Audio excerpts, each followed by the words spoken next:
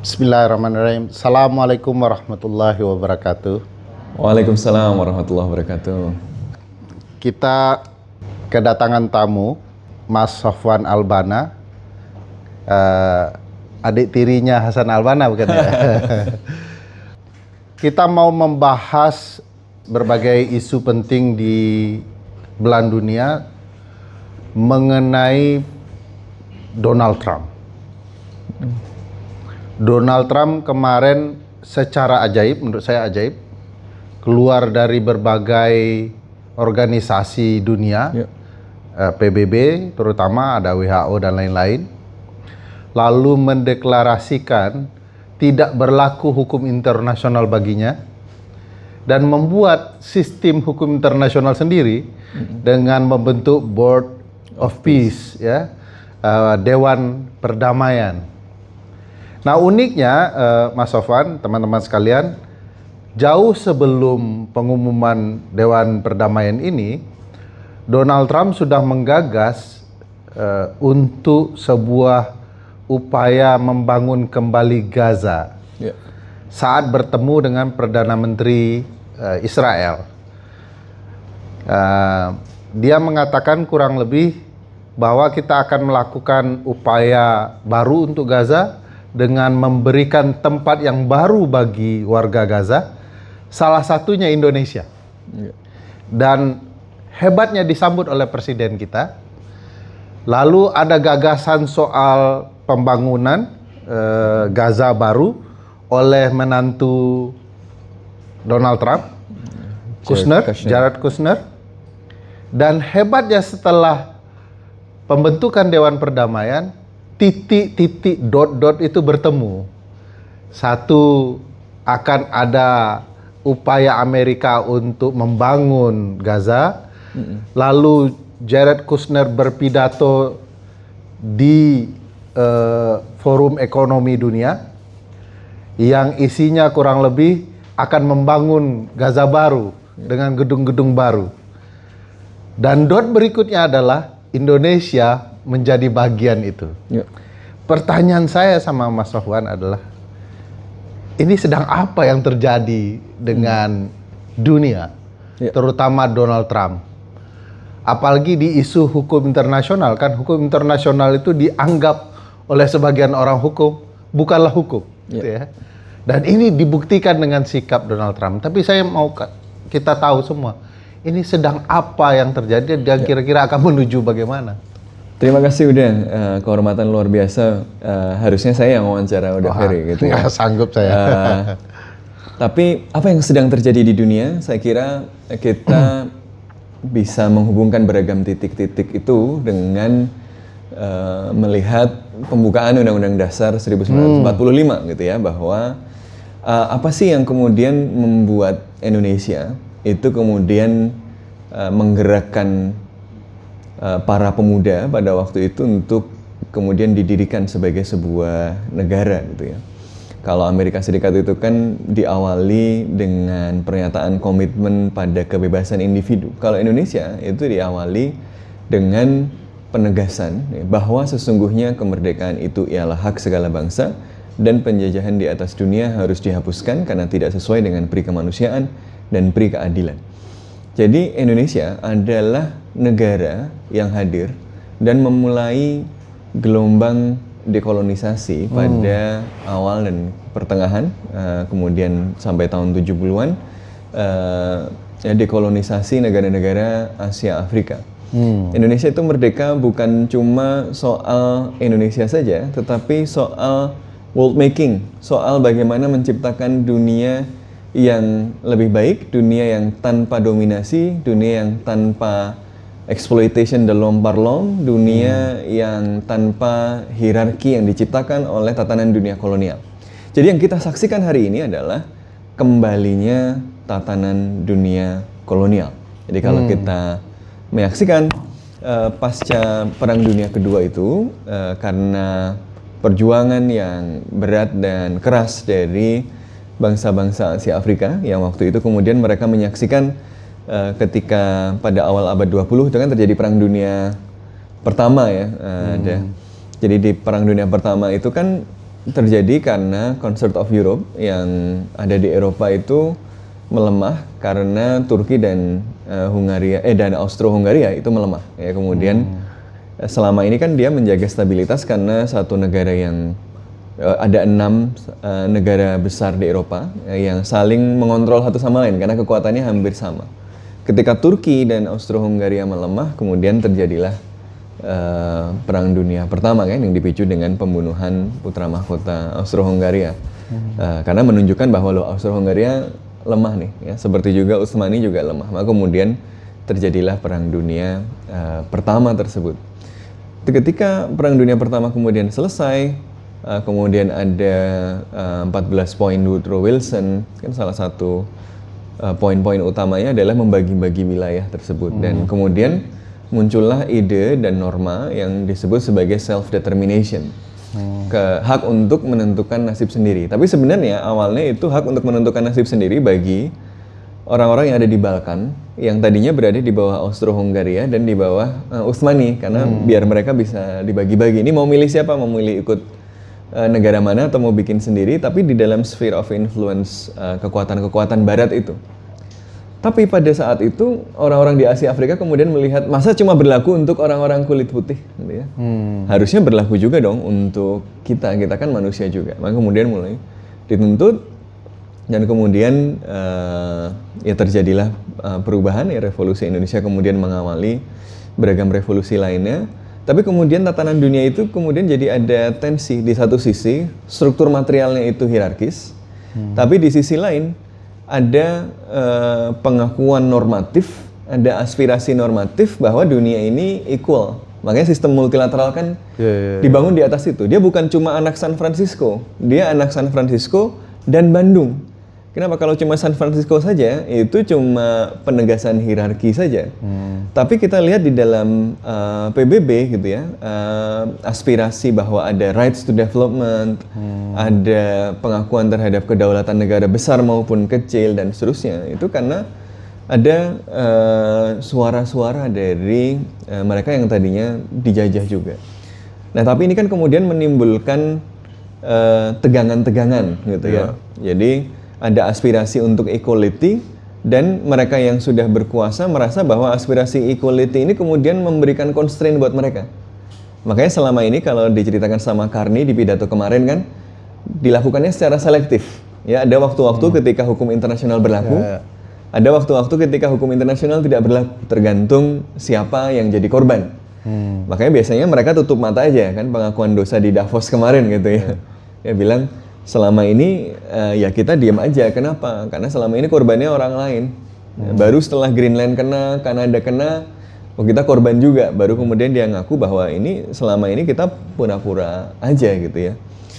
Nah, Trump itu kemudian membuka itu semua dengan telanjang karena yaudah daripada kemudian mengelola tension antara aspirasi equality tadi, antara nilai-nilai yang kemudian dipromosikan sebagai nilai-nilai yang kita coba tegakkan bersama, kemanusiaan, human rights, keadilan, kedaulatan, yang itu kemudian menjadi operating system secara formal, tapi kemudian dilakukan secara selektif, mendingan nggak usah dilakukan aja semuanya, gitu. Udah, sekarang kita kembali kepada power politics yang telanjang, dan power politics yang telanjang artinya adalah penegasan hierarki. Makanya kita menyaksikan yang dilakukan oleh Trump di Gaza dengan Board of Peace ini kan seperti kembali ke Berlin 1884, Scramble for Africa, ya, ketika kekuatan-kekuatan Eropa itu kemudian membagi wilayah Afrika itu tanpa memperhatikan suara orang-orang Afrika. Makanya masalahnya sampai sekarang Somalia, Somaliland ini ribut emang kenapa? Ya karena di Eropa tanpa suara orang Somalia dibagi jadi milik Italia sama milik Inggris. Ketika kemudian mereka merdeka, ya kemudian ada banyak masalah yang terjadi. Nigeria, Niger, kemudian India, Pakistan yang paling terkenal, Palestina dan seterusnya. Gitu. Persis sama dengan yang terjadi kemarin ya. Dan ini bahwa kita khawatirkan perdamaian itu tidak melibatkan Palestina, tapi oke bagi Israel. Gitu. Iya. Jadi kita ini yang kemudian paling menyakitkan adalah ini adalah negara yang didirikan di atas semangat anti kolonialisme, gitu ya.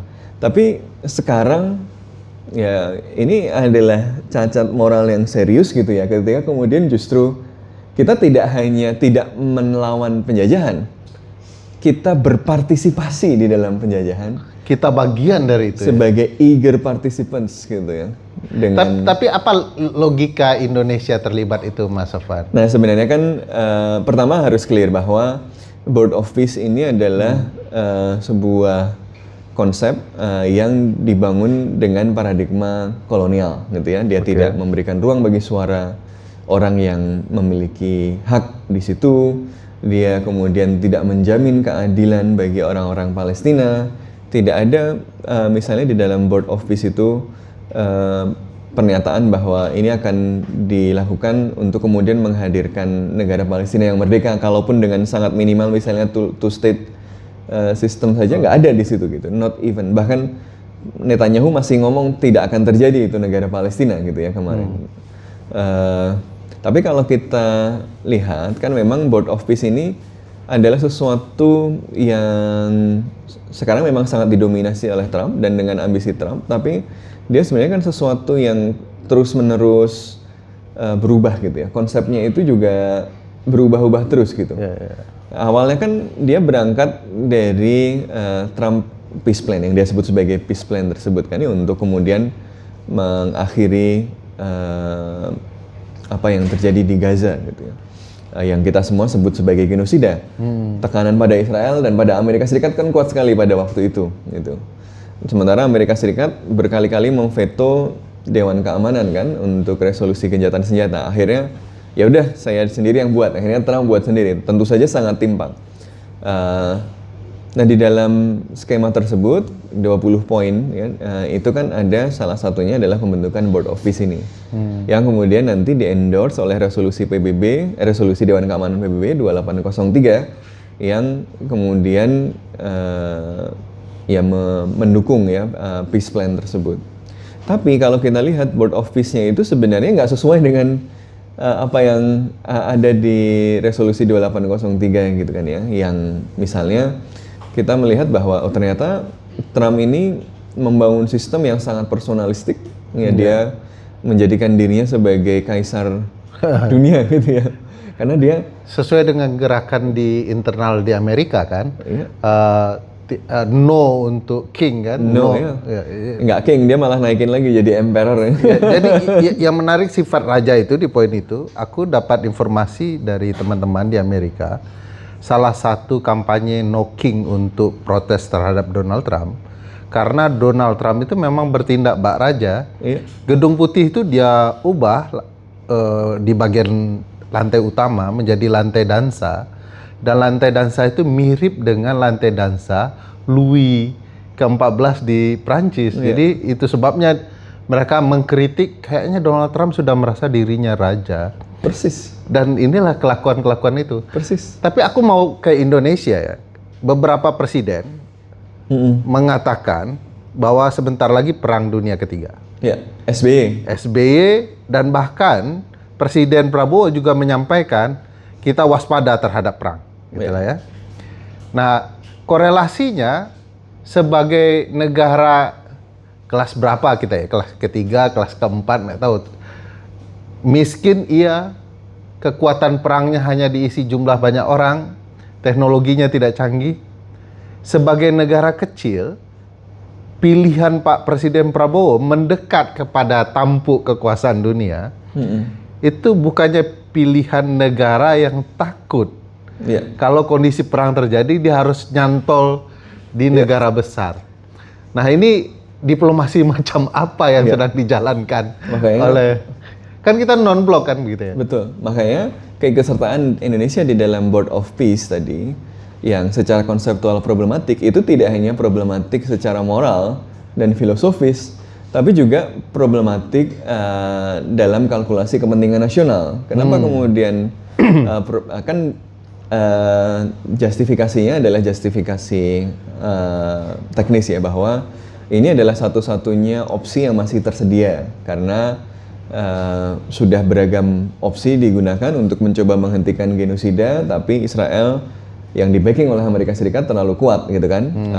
PBB tidak berfungsi, ya, berbagai upaya yang dilakukan PBB nggak didengar, Mahkamah Internasional tidak didengar, ICC bahkan pada ditangkap.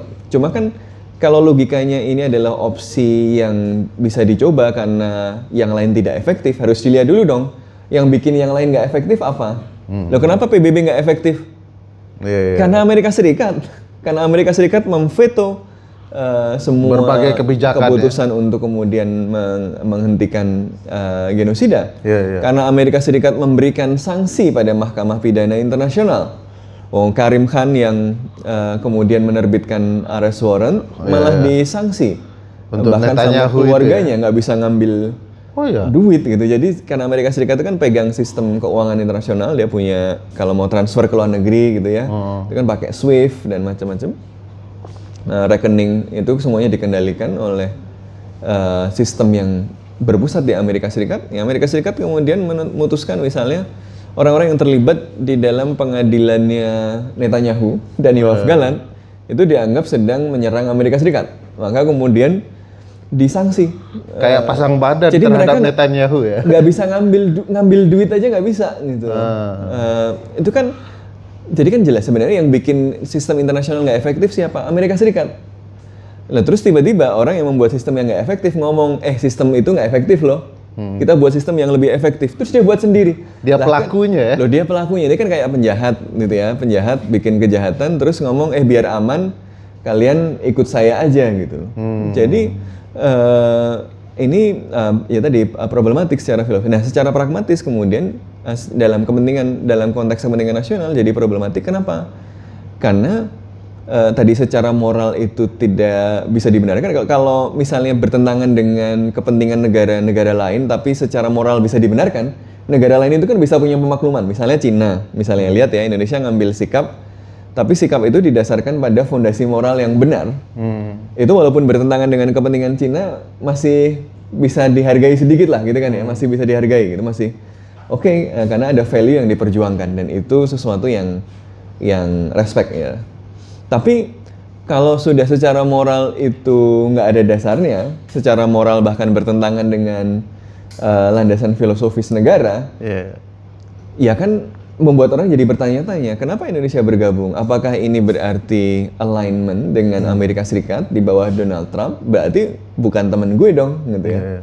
Makanya banyak yang kemudian bicara bahwa respon Tiongkok, respon negara-negara yang ada di BRICS tentu adalah keterkejutan. Loh Indonesia kok malah jadi Amerika ya?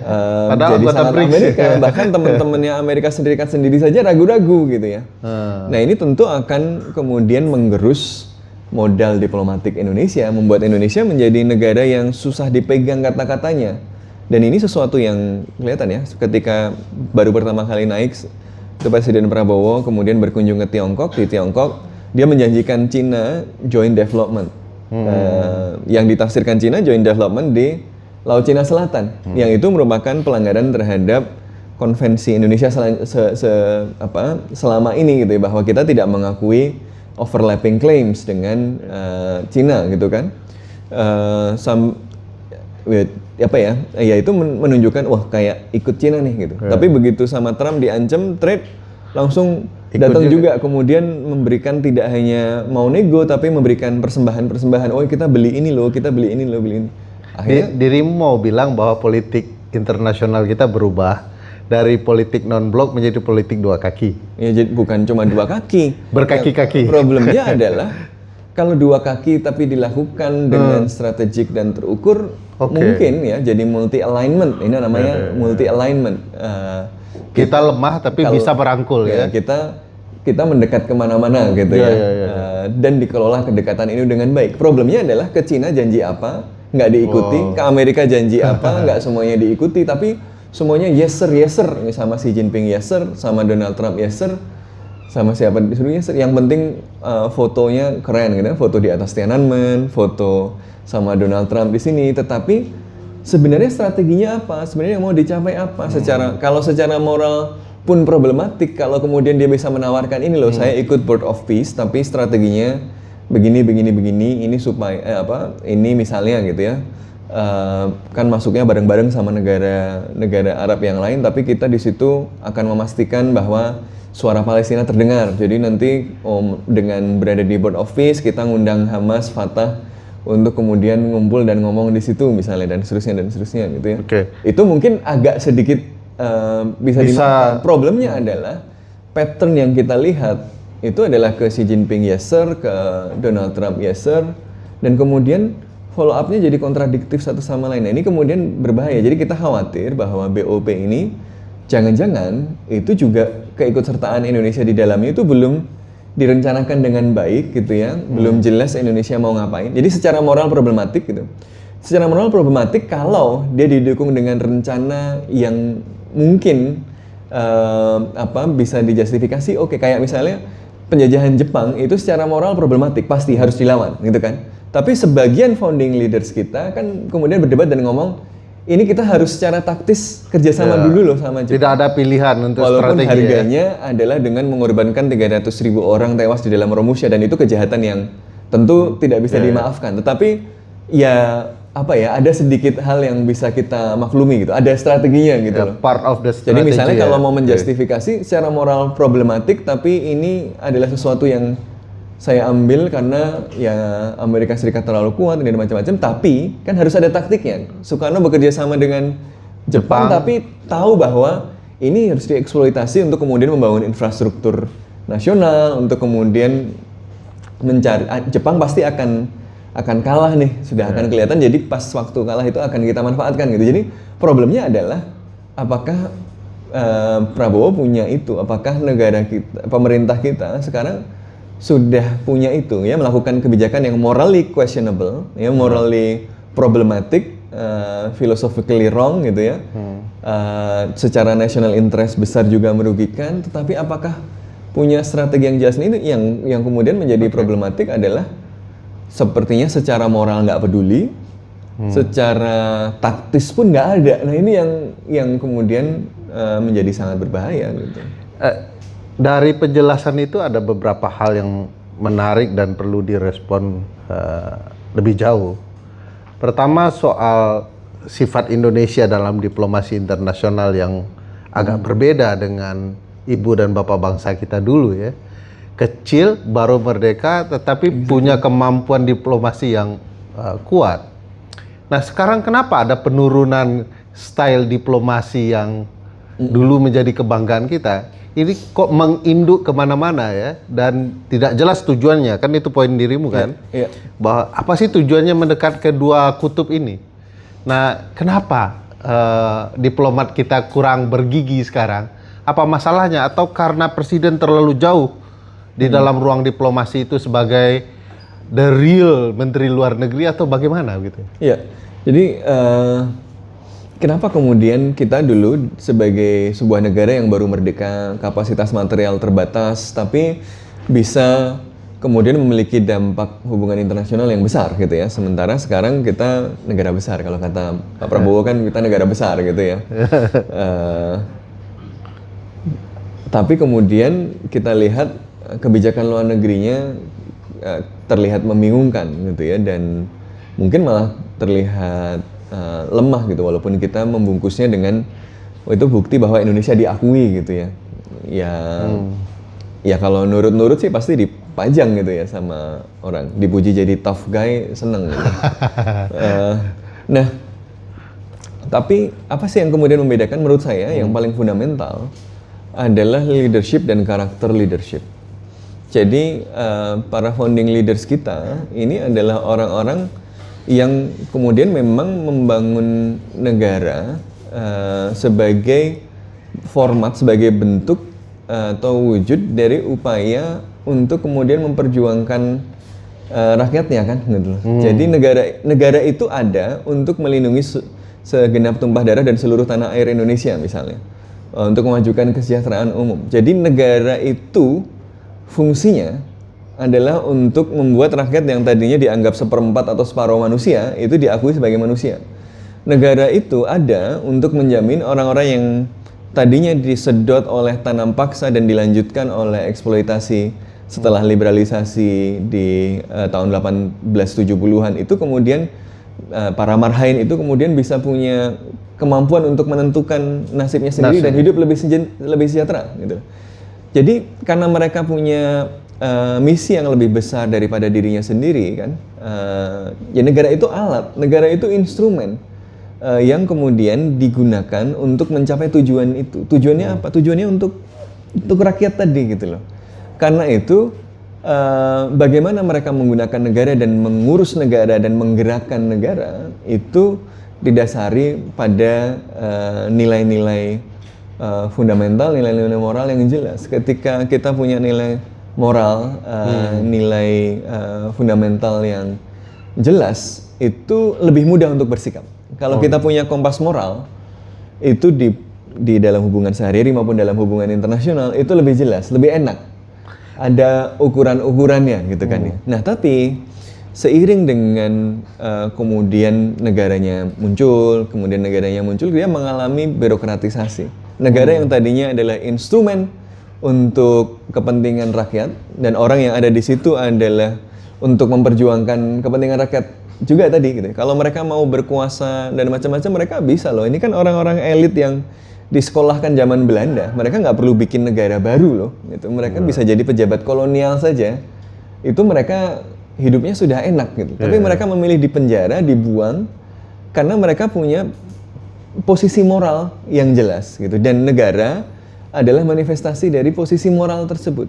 Ini yang menurut saya kemudian fundamentally tergerus ketika negara kemudian mengalami formalisasi, birokratisasi, dan negara menjadi negara sendiri. Negara ada untuk dirinya sendiri, sehingga ketika rakyat yang seharusnya diperjuangkan melalui negara itu menderita justru oleh negara, rakyatlah yang ditindas ini demi negara gitu. Padahal negara itu ada untuk rakyat gitu.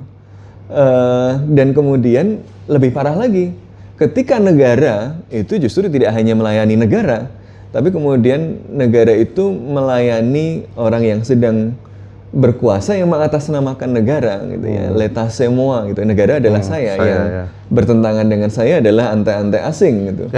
Nah ini adalah sesuatu yang menurut saya masalah utamanya itu. Pertama, kita kehilangan fondasi moral yang kokoh karena leaders kita kemudian berfungsi di dalam sebuah negara normal, bukan sebuah negara yang didasarkan pada upaya untuk menghadirkan dunia yang lebih baik. Tapi kemudian yang kedua, saya kira ya karena fondasi moralnya lemah tadi gitu ya, kita kemudian mengalami normalisasi dan profesionalisasi. Orang ketika mengalami profesionalisasi dan normalisasi kan orang kemudian berpikir tentang bagaimana si negara ini itu bisa mengakumulasi kekayaan, bisa kaya dan seterusnya, tetapi tidak kemudian berpikir pada tujuan yang lebih besar. Ya. Kemudian juga dia kemudian melihat hubungan internasional ditentukan, didominasi oleh sesuatu yang bersifat material. Ya kalau misalnya kita kalau kita sudah berpikir dengan cara yang seperti itu, ya bahwa hubungan internasional itu adalah sesuatu yang ditentukan oleh semata-mata kekuatan material. Kan ya udah yang weak must suffer what it must, ini kan yang sering dikutip. Dulu kan Indonesia itu politik luar negerinya adalah politik luar negeri yang melawan keyakinan bahwa tidak ada pilihan bagi negara-negara yang baru merdeka kecuali ikut salah satu blok. Kenapa? Karena realitas materialnya begitu, gitu ya. Mau nilainya kayak apa, pokoknya harus ikut salah satu, Amerika Serikat atau Soviet, udah. Tapi kan Bung Karno pidato dengan jelas di konferensi Asia Afrika bahwa dan kemudian nanti di membangun dunia baru itu, to build the world anew, bahwa Indonesia menolak posisi itu. Indonesia percaya bahwa dunia itu tidak boleh ditentukan hanya oleh 4-5 negara yang punya kekuatan militer besar saja, tapi harus oleh ya manusia-manusianya gitu ya, yang tersebar di semua tempat, dan 70% itu ada di Asia dan Afrika gitu. Jadi romantis memang, idealis memang, dan sering dianggap nggak realistis. Ya orang nggak percaya Indonesia bisa bikin konferensi Asia Afrika. Pakistan aja dulu nggak percaya. Mereka yang ada di Kolombo itu nggak semuanya percaya. Makanya kan butuh beberapa waktu baru kemudian sepakat untuk mengundang konferensi Asia Ya, Afrika. Bandung Declaration itu ya. Betul, tapi karena itu mereka kenapa? Mereka kemudian percaya pada kekuatan bahwa politik internasional itu tidak hanya ditentukan oleh kekuatan material, bahwa kekuatan ide itu penting dan karena itu kita harus punya kepemimpinan di dalam ide gitu ya. Nah sekarang ini kan kita kayak pasrah aja, udah Amerika Serikat kuat, Cina minta joint development kasih, Amerika Serikat kalau nggak diturutin kita dikasih tarif kasih gitu. Sebelum lebih lanjut ke pilihan, bahwa kita punya pilihan membangun blok baru dan ada poin kompas moral, aku agak menggelitik juga ya. Masa Indonesia dengan sebanyak ini orang pintar gitu ya, tidak paham bahwa langkah-langkah Donald Trump di Palestina, terutama Gaza, itu lebih mirip sebagai kuda Troya di dalam upaya menindaklanjuti kepentingan Israel. Nggak mungkin, rasa-rasanya menurutku, aku nggak tahu perspektif diplomasi dan lain-lain ya. Menurut saya negara tidak boleh dilihat sebagai ruang kosong. Nah itu. Negara itu adalah arena kontestasi kekuatan-kekuatan sosial yang punya kepentingan beragam, gitu ya. Dalam hal ini, menurut saya kontestasi ini masih berlangsung juga, gitu ya. Yang salah satu hasilnya sekarang adalah bahwa Presiden Prabowo itu memutuskan untuk bergabung dengan BOP, gitu ya. Setidaknya ada beberapa kekuatan lah ya, atau beberapa kepentingan dan cara pandang dalam melihat ini. Pertama, yang melihat bahwa ini adalah sesuatu yang problematik dan harus ditolak sama sekali karena dia memang problematik. Ini posisi yang didasarkan pada posisi moral dan keyakinan bahwa ada alternatif lain yang belum exhausted, yang belum dicoba gitu ya, yang justru kemudian kita harus invest ke sana. Ini saya kira mayoritas kalau kita lihat dari respon di media sosial dan dari respon para pengamat dan pengkaji hubungan internasional kan sebenarnya banyak di spektrum ini. Tapi kemudian ada yang berada di spektrum morally wrong, tapi ya ini pilihan satu-satunya yang tersedia, gitu ya. Karena ini salah. Tapi masalahnya kalau nggak diikuti, nanti cuma ada Trump sama Israel di situ. Nanti malah dihabisi sekalian sama sekali, gitu ya. Tapi yang ini kemudian yang harus ditanyakan adalah kalau memang begitu, apa yang mau dilakukan? Apa Indonesia mau di situ, tapi kemudian malah jadi komplisit dengan apa yang dilakukan oleh Trump dan Israel gitu ya. Kalau mau di situ harus jelas dia mau ngapain gitu kan. Kemudian kelompok yang ketiga yang memang kemudian misalnya punya vested interest, kepentingan misalnya memang tidak peduli pada Palestina dan malah justru punya kepentingan untuk membuka hubungan diplomatik dengan Israel gitu ya. Dan melihat bahwa BOP ini adalah kesempatan untuk kemudian memunculkan harga gitu ya yang murah gitu ya untuk kemudian menjembatani proses normalisasi tadi. Toh Indonesia sudah terlibat, sudah berinteraksi dengan Israel, sekalian aja buka hubungan diplomatik dengan kepentingan macam-macam ya. Ada yang kepentingannya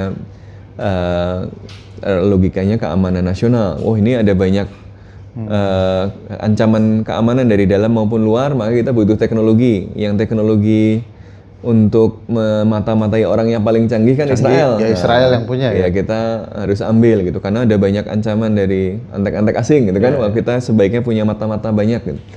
Teknologinya dari Israel. Ada juga yang berkepentingan begitu. Ada yang kepentingannya ekonomi ya dan seterusnya. Ada yang ideologis karena memang ada yang percaya bahwa Israel bangsa pilihan Tuhan yang harus dibela dan seterusnya. Ya itu ada juga yang segmen yang demikian. Jadi semuanya kemudian saling berebut pengaruh di dalam konteks negara ini sekarang strukturnya sedang apa istilahnya dinastik gitu ya. Jadi kelembagaannya lemah, kekuasaannya tersentral, tapi infrastructural powernya lemah. Jadi kelembagaannya lemah, tapi kekuasaan terpusat. Gitu. Jadi kita nggak cuma menyaksikan ini di dalam politik luar negeri kan. Ini hampir di semua proses pembuatan kebijakan itu kekuasaan politik itu tersentral, dia bisa ngelakuin apa saja tanpa checks and balances. Tapi kekuatan infrastruktural, kapasitas birokrasinya, kapasitas finansialnya, kapasitas untuk mengoperasionalisasikan itu lemah sekali. Jadi ya akhirnya jadi kayak apa ya? Ada banyak program yang cuma didasarkan pada mood swing, pada cara berpikir yang sangat terbatas dari kekuasaan yang sangat tersentral tadi, tapi tidak didukung oleh kapasitas yang memadai gitu ya. Oh jalanin ini, duitnya nanti bingung duitnya dari mana gitu kan. Kemarin digelontorin 16,9 triliun ya. Itu baru 16,9 triliun. Padahal kenapa kemudian bantuan untuk Aceh, untuk Sumatera Barat susah? Tiba-tiba nggak ada duit ya? Nggak ada duit. Itu padahal kalau dikalkulasi ya, jumlahnya itu kurang lebih sekitar 20 triliun. Itu kan cuma nambah 4 triliun aja. Angka Aceh, yang mendekati Sumatera ya. Barat dan Sumatera Utara. Sumatera Utara itu sudah bisa rekonstruksi dengan cepat dan tidak tertangani berlarut-larut sehingga rakyat harus berjuang sendiri seperti hari ini gitu loh. Itu harusnya kan kalau pemimpin normal gitu ya, kalau ada bencana dengar ya udah nggak usah 20 triliun deh, 16,7 triliun gitu ya, itu buat penanggulangan bencana.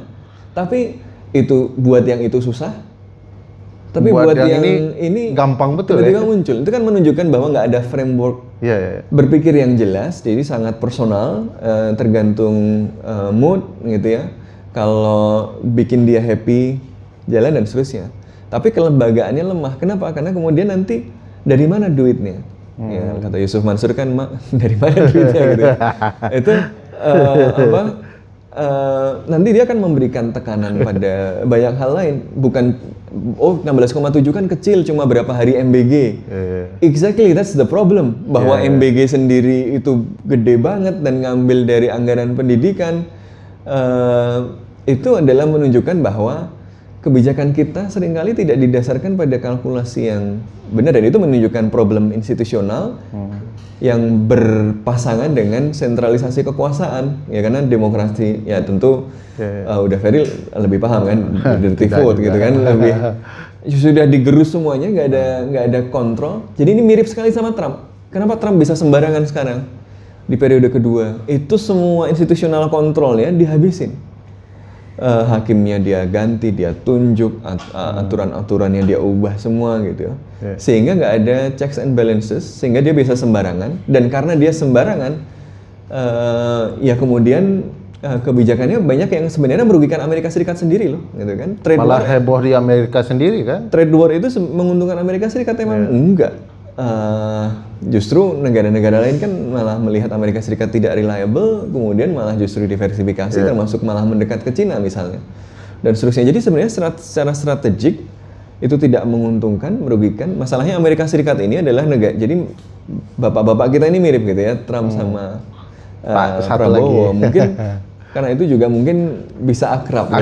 Rada-rada mirip, nggak suka constraint, nggak suka democratic control, suka dan merasa salah gitu ya, paling tahu gitu kan. Tapi Amerika Serikat can afford untuk sementara melakukan itu. Kenapa? Karena dia superpower.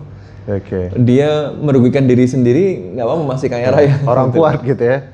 Kalau kita merugikan diri sendiri, ya harganya yang bayar adalah rakyat gitu loh. Penjelasan ini sebenarnya memperkuat argumentasi sebelumnya soal diplomasi tanpa moral value ya. Dan itu terlihat dari penjelasan ini. Indonesia dengan style yang sama dengan Donald Trump, Prabowo ya ngomong kemana-mana kebijakan ngasal, bahkan kan harusnya mempertimbangkan peran DPR kan sebelum menyetujui bergabung dengan Dewan Perdamaian. Indonesia kita tinggalkan dulu. Prabowo senyeleneh itu, negara sendiri belum terurus tapi bayar uang untuk menjadi anggota ini. Tapi pertanyaan berikutnya Mas Sofwan, kenapa dengan negara-negara Islam juga memilih bergabung dengan Dewan Perdamaian? Apakah setidak bermoral dalam perspektif kita melihat kebijakan negara kita? Atau ini ada tensi yang berbeda yang perlu kita pahami? Ya, ini kan sama seperti tadi ya, negara ini kan bukan ruang kosong gitu ya. Ya. Ada yang tadi memilih bergabung dengan alasan yang macam-macam. Kita nggak tahu mana yang benar tadi kan ya. Bahwa kalau justifikasinya adalah, ya kan memang inisiatif Board of Peace ini adalah opsi satu-satunya, ya, the only game in town yang masih dibiarkan untuk bekerja kan oleh Amerika Serikat. Gitu. Yang lain-lain kan sudah exhausted, dibuat tidak efektif, sehingga yang tersedia hanya mekanisme Board of Peace ini, yang kalau tidak ikut itu kemudian Trump sama Israel bisa berbuat semaunya gitu kan. Makanya kemudian ikutnya bareng-bareng gitu ya. Yang kemudian harus kita tanyakan adalah ya tadi, apakah benar memang motivasinya adalah yang itu. Kalau motivasinya memang benar untuk meminimalisir mafsadat gitu ya. Ya apakah ya tadi analoginya seperti Soekarno dan pendudukan Jepang tadi gitu ya.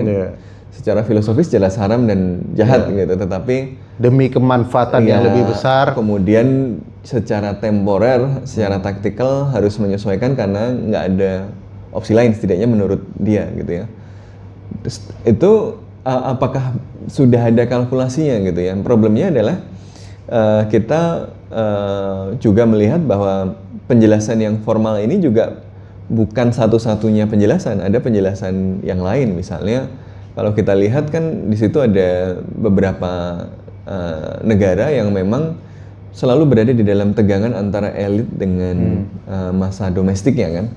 Massa domestik itu kan pasti sangat pro Palestina. Ya mereka kan melihat bagaimana rakyat Palestina ya saudara mereka, bahkan mungkin lebih banyak lagi faktornya dari kita. Kalau kita kan solidaritas kemanusiaan, amanat konstitusi, dan ada sebagian yang karena solidaritas keagamaan. Kalau orang-orang Arab ini kan ya bahkan rasnya sama gitu loh, bahkan ada kedekatan yang lebih erat lagi gitu kan. Jadi ketika menyaksikan terjadi genosida itu kan rakyatnya pasti lebih merasa lagi gitu ya. Sementara elitnya kelihatan nggak bisa apa-apa dan bahkan dekat dengan Amerika Serikat. Ini kan menggerus legitimasi mereka. Dan ini bisa kemudian menjadi ancaman domestik kan.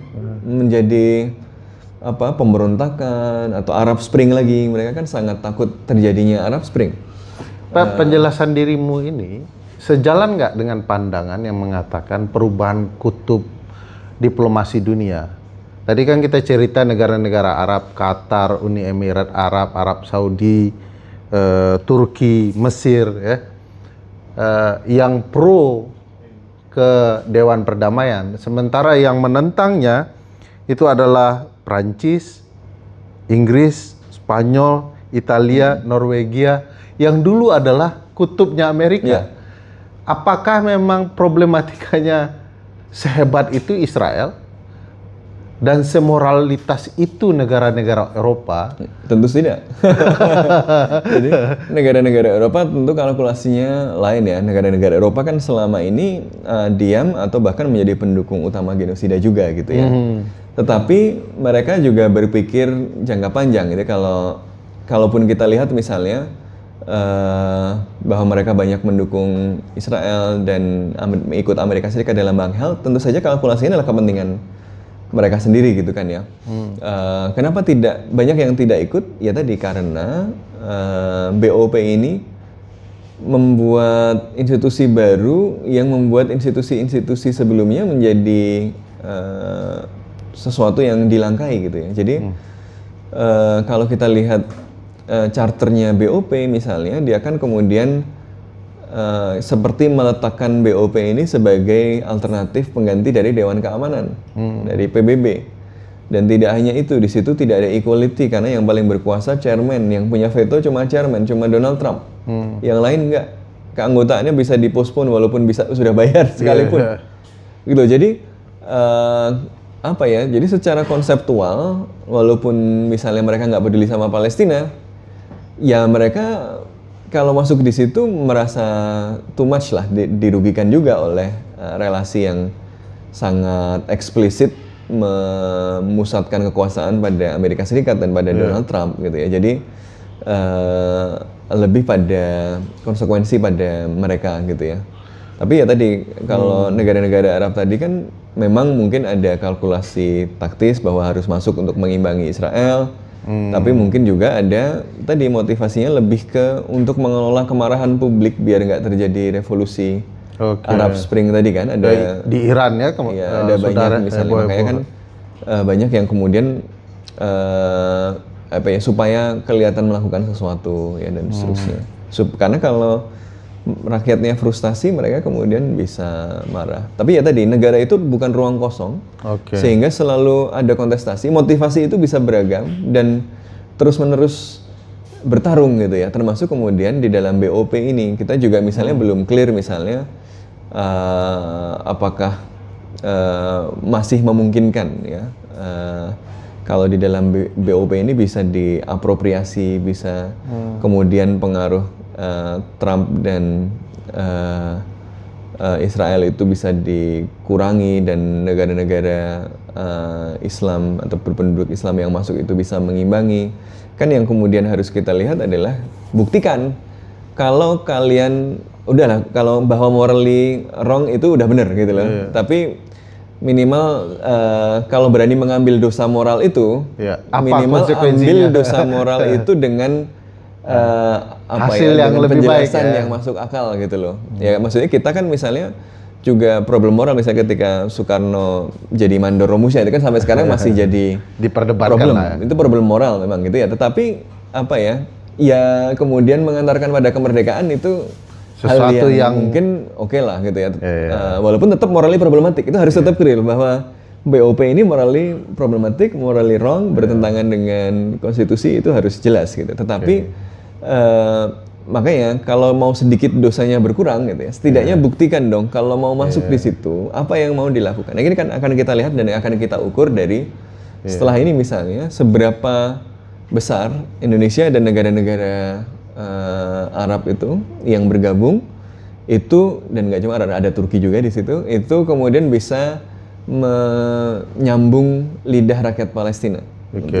Apakah justru kemudian ikut jadi pembungkam suara Palestina misalnya dikirim ke sana malah jadi International Stabilization Force kemudian malah ngusir orang Palestina duitnya kemudian dipakai sama perusahaan kontraktornya Jared Kushner bikin bangunan nanti yang tinggal di situ malah orang Israel atau orang asing orang Palestina. Ada nggak kemungkinan investor penting politik Indonesia juga dapat keuntungan dari pembangunan yang dirancang Kushner? Sangat mungkin, ya kan Kushner jualannya jualan real estate. Iya, betul. Ada seorang wartawan nasional bilang di Forum Ekonomi Dunia itu, ketika Jared Kushner berpidato, ini kayak orang real estate sedang pidato ya. Iya, kayak Senin harga naik. Ini Senin harga naik gitu, makanya Prabowo buru-buru beli kan, buru-buru invest gitu.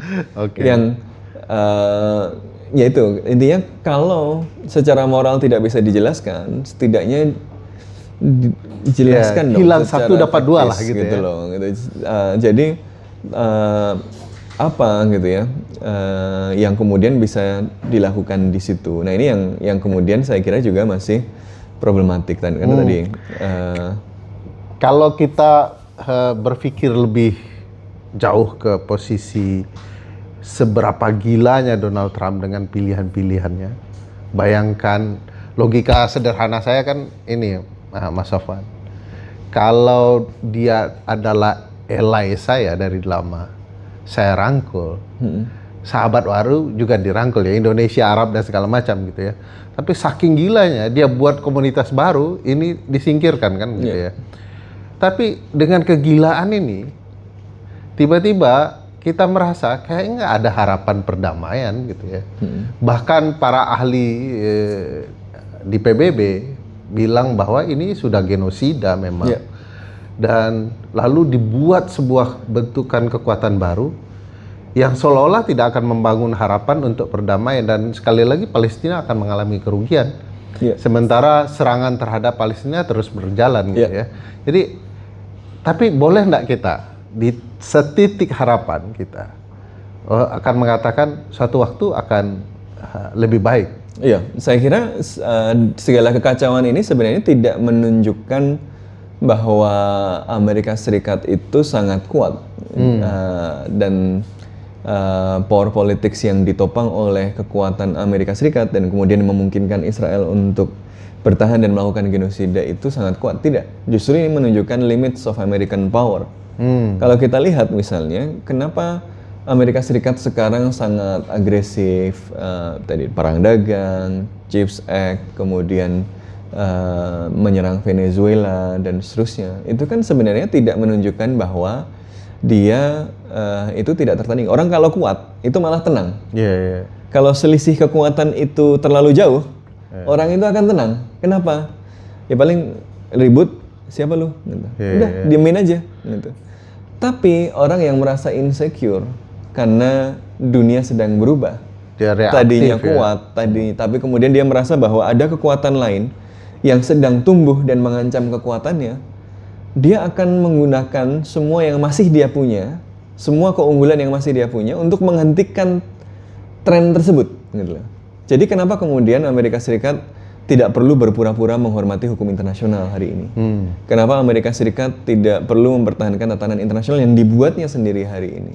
Bukan karena dia kuat, gitu. Tapi justru karena takut. Dia merasa insecure ya. Dan dia kemudian merasa harus menggunakan semua yang masih dia punya hari ini. Karena kalau waktu ditunggu 10-20 tahun lagi, dia merasa selisihnya akan berkurang. Sekarang Amerika Serikat itu secara militer masih jauh sama Cina, tapi ekonomi mungkin sudah terlewati, inovasi dan seterusnya mungkin sudah bergeser gitu ya. Walaupun Amerika Serikat kalau ekonomi masih pegang beberapa choke points penting seperti sektor keuangan. Tapi ini kan bukan sesuatu yang menyenangkan. Tadinya dominan full arena itu semuanya dia pegang, tiba-tiba kok ada kekuatan lain gitu. Maka jadi justru kepanikan. Makanya kenapa terlihat kepanikan? Karena kan nggak struktural gitu, nggak kelihatan sistematis kan. Gitu. Kita lihat sporadis, misalnya nyerang Venezuela. Nyerang Venezuela, diculik, tapi berani bikin regime change nggak? Berani naruh pasukan nggak? Iya betul. Nggak naruh pasukan. Karena takut keluar modal ya. Yang dilakukan cuma nyulik doang, tapi kemudian bahkan wakilnya dibiarin selama lu ngasih minyak. Selama ngasih minyak 30 miliar sampai 50 miliar ke Amerika Serikat, dibiarin. Penjajahan baru betul ya. Jadi, dan nggak perlu pura-pura democratic transition gitu loh. Jadi rezim Chavista nggak apa-apa di situ, Chavismo di situ nggak apa-apa. Yang penting nurut gue gitu. Tapi bahkan ketika begitu, industri minyaknya juga ragu-ragu kan. Kemarin Exxon pas dikumpulin, Big Oil pada dikumpulin, invest di sana dong, gue udah bukain pintunya nih.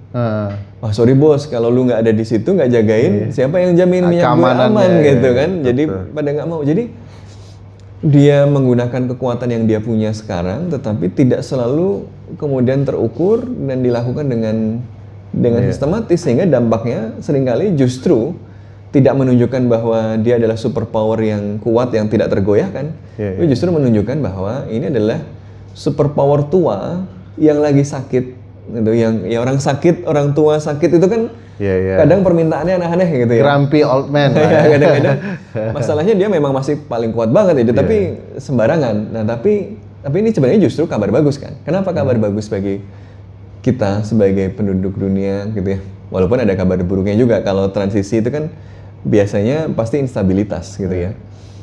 Tapi bagi Palestina kemudian memungkinkan, ada harapan. Kenapa? Karena proyek kolonial yang namanya Israel itu tergantung pada superioritas untuk melakukan kekerasan massal. Kenapa? Dia kan dicangkokkan dari luar. Karena dia dicangkokkan dari luar dan mau menggantikan yang ada di tempat itu, ya bahkan pohon zaitun pada diganti dengan pinus, dengan cemara yang membuat kangen para pengungsi dari Eropa itu kan, karena orang Eropa ngelihat zaitun kayak gersang banget gitu ya. Padahal memang itu ekosistem Mediterranean kan seperti itu. Gitu. Makanya di atas kuburan-kuburan massal pembantaian itu kan dibangun hutan lindung, gitu ya. Tapi hutan lindung banyak pohon-pohonnya, pohon-pohon Eropa, pohon-pohon dari daerah subtropis. Nah, tetapi karena dia mau menggantikan, ya, settler kolonial itu kan ciri-cirinya adalah exploitation dan erasure, ya, dieksploitasi dan penghilangan, penghapusan. Kalau di penjajahan franchise kayak yang terjadi dulu di Indonesia itu exploitation aja. Jadi disedot, tapi nggak perlu erasure. Kenapa? Karena yang mau disedot ini biar kerja aja dalam tanam paksa sampai mereka jadi jerangkong, sampai mereka kelaparan. Tapi mereka perlu ada di situ. Saya nggak mau kemudian jadi di situ yang ditaruh di situ cukup elit-elitnya aja beberapa, nanti disirkulasi. Tapi kalau di Palestina kan mau diganti. Jadi ada erasure-nya. Makanya kan desa-desa yang isinya ratusan tahun, ribuan tahun itu kan kemudian dihancurkan, dibuldoser, bekas-bekas budayanya dihilangkan supaya kemudian dia bisa ngomong ini land of no people, nggak ada orang loh di sini gitu. Kenapa? Karena sisa-sisa kebudayaannya dihabisi, dihancurkan. Gitu. Di atasnya kemudian dibangun hutan dan seterusnya begitu. Nah, tapi dia karena dia harus menghapus, dia harus punya superioritas militer. Maka kalau dia bisa kemudian melakukan itu karena dapat dukungan dari dulu Inggris sebagai kekuatan superpower pada waktu itu, dan setelah itu Amerika Serikat. Tapi kalau kita lihat kan ada dua tren tadi. Tren pertama Amerika Serikat kekuatannya menurun. Sekarang yang kita lihat kebrutalan Amerika Serikat ini yang dilakukan oleh Trump ini justru sebenarnya limits of American power. Tapi kemudian yang kedua, sehingga tentu dukungan pada Israel tidak lagi menjadi sesuatu yang akan aman gitu ya. Kemudian yang kedua, terjadi perubahan di dalam Amerika Serikat sendiri. Kalau kita lihat polling yang mendukung Israel itu sekarang tinggal generasi-generasi tua, boomers dan kawan-kawan, yang kita doakan semoga husnul khotimah gitu kan, segera gitu. Tapi kalau yang muda-muda, itu sangat pro Palestina. Lihat Zohran Mamdani di New York. New York itu punya kawasan dengan kepadatan orang Yahudi terbesar di dunia. Tapi Zohran menang di sana dengan di atas 50%, bahkan Sliwa sama Cuomo digabung aja. Itu masih menang gitu loh. Dan dia tidak apologetik, dia clear posisinya melihat apa yang terjadi di Gaza sebagai genosida gitu. Jadi dan itu merefleksikan sentimen anak-anak muda di sana. Jadi kalau lihat polling, generasi muda itu ya pro Palestina, bahkan tidak cuma pro dua-duanya perdamaian, itu clearly pro Palestina gitu loh. Itu juga terjadi di negara bagian Virginia dan sebelahnya New York, New Jersey. Mereka sengaja memilih gubernur perempuan pertama untuk menjelaskan mereka tidak senang dengan Trump dan pilihan sebagian pemilihnya adalah pro Palestina. Jadi poin dirimu tadi itu yang menarik bagiku adalah soal penjelasan bahwa Donald Trump insecure. Itu penjelasan yang mirip oleh Mas Zainal Arifin Mokhtar ketika melihat Prabowo insecure gitu ya. Mirip banget. Mirip, poinnya pun sangat mirip dan faktual begitu ya. Kejadiannya begitu. Tapi pertanyaan besarnya, seberapa bisa kita berperan untuk menambah insecure itu? Apakah kita harus melanjutkan aksi boikot lebih serius terhadap produk-produk Israel, atau ada hal lain selain itu yang perlu kita perkuat? Ya, tentu saja tadi, karena basis kekuatan Israel itu adalah dukungan Amerika Serikat yang memastikan dia punya superioritas militer dan cover diplomatik. Yang kemudian harus dilakukan adalah pertama memastikan bahwa basis kekuatan ini semakin tergerus. Basis kekuatan ini tergerus caranya bagaimana? Caranya misalnya membuat dukungan militer itu tidak bisa diberikan dengan mudah misalnya. Ada banyak cara kan, ada mulai dari direct action yang dilakukan oleh teman-teman Palestine Action di Inggris. Itu kan mereka datang ke pabrik. Pabriknya disabotase gitu ya. Kita nggak punya pabrik senjata di sini, jadi kita nggak bisa. Kita salah satu yang terbesar di Asia, di Bandung tapi. Yang digunakan oleh Israel kan, mungkin nggak langsung gitu. Tapi atau kita belum punya penelitian soal itu. Tapi kalau yang dilakukan di Inggris kan, dia datang ke Elbit, ini memang digunakan untuk senjata yang digunakan untuk membunuh anak-anak Palestina. Ya mereka masuk ke pabriknya dan mereka merusak proses bekerjanya pabrik itu gitu ya.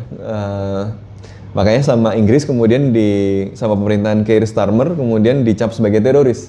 Padahal nggak bunuh orang, dia membuat pabrik tidak bisa beroperasi gitu. Agar senjata tidak bisa dipakai. Agar senjata nggak bisa dipakai bunuh orang. Jadi sebenarnya kan malah menyelamatkan orang gitu ya, bukan membunuh orang. Tapi selain direct action seperti ini, ada juga direct action yang dilakukan oleh teman-teman buruh-buruh pelabuhan. Jadi buruh pelabuhan Italia itu menolak misalnya docking dari kapal-kapal yang akan membawa senjata ke Israel.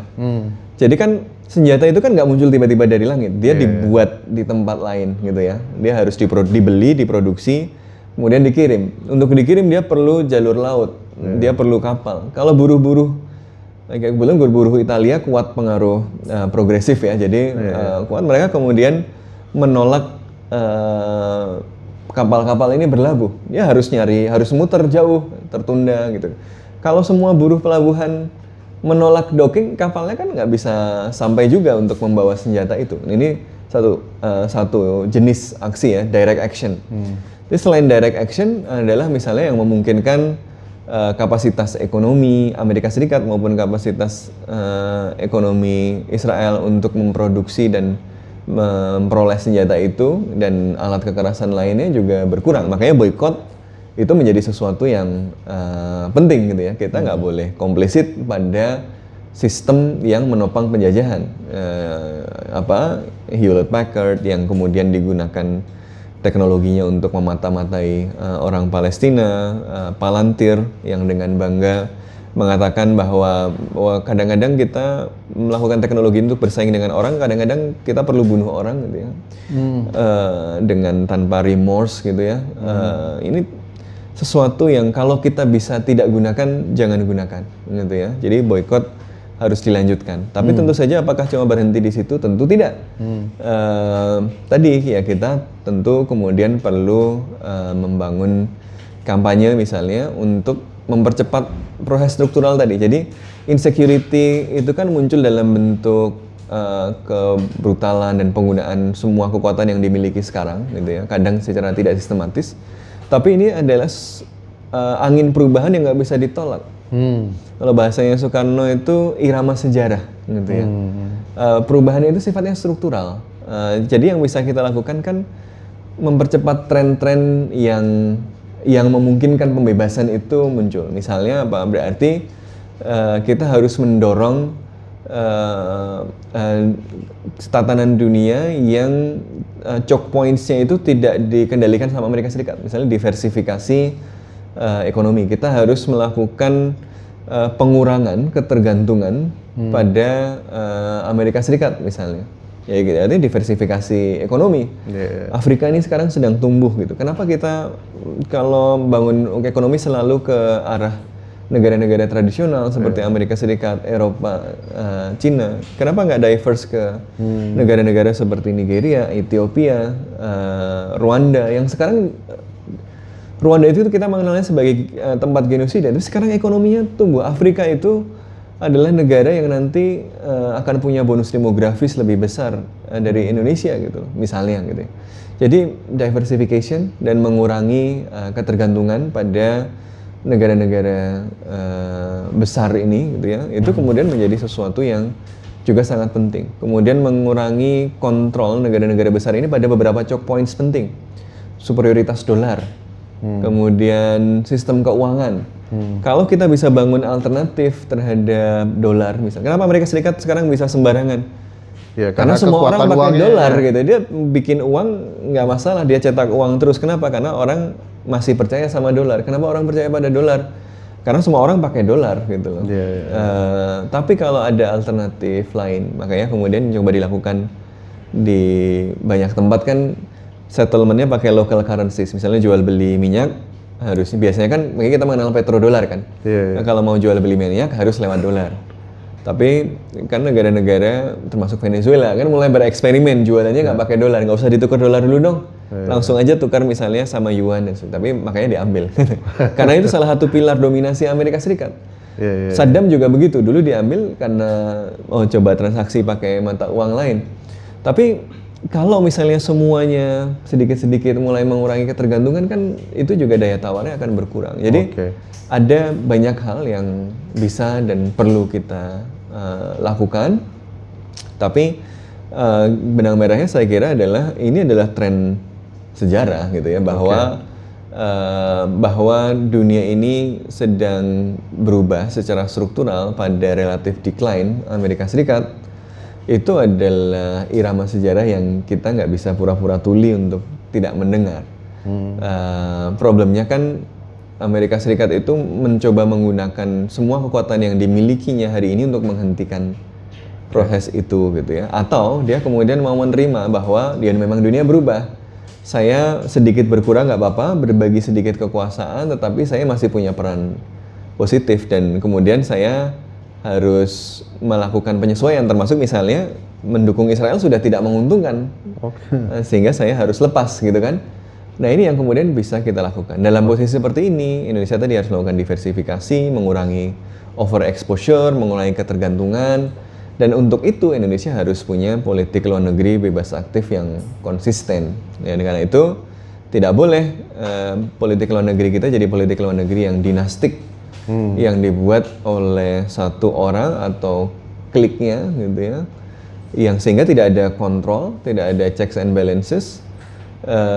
Pada saat yang bersamaan tidak didasari pada posisi moral dan strategi yang jelas ya. Jadi di dalam negeri yang kemudian kita kawal adalah ya menyelamatkan demokrasi kita itu juga menyelamatkan Palestina, gitu. Menyelamatkan mekanisme checks and balances kita, menyelamatkan mekanisme kontrol terhadap kekuasaan yang abusif.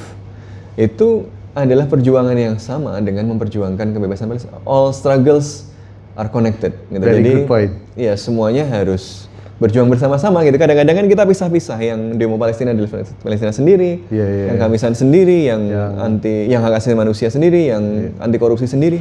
Ini semua itu terhubung. All struggles are connected. We are not free until Palestine is free. Dan kita semua tidak bebas juga kalau kita semua tidak saling membebaskan. Keren. Terima kasih Mas, sangat kuat pesan-pesannya.